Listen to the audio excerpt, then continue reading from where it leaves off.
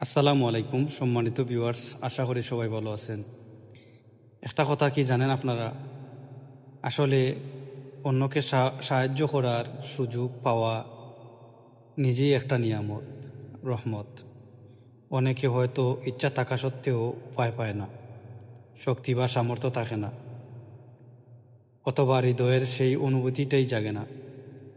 আল্লাহ যাদেরকে এই অনুভূতি, সামর্থ্য এবং সুযোগ দেন, তারাই প্রকৃত অর্থে ভাগ্যবান। যেও একটি প্রাণ বাঁচায়, সে যেন পুরো মানবজাতিকে বাঁচালো। তাই সাহায্য করার ক্ষমতা, মন মানসিকতা এবং সুযোগ, এই তিনটি আল্লাহর পক্ষ থেকে এক বিশেষ নিয়ামত। এটা কেবল দান নয়, বরং সেই ব্যক্তির ভাগ্য লেখা সৌভাগ্য। সম্মানিত ভিউয়ার্স, সবাই ভালো থাকবেন, সুস্থ থাকবেন, সবার দীর্ঘায়ু কামনা করি। আল্লাহ হাফেজ।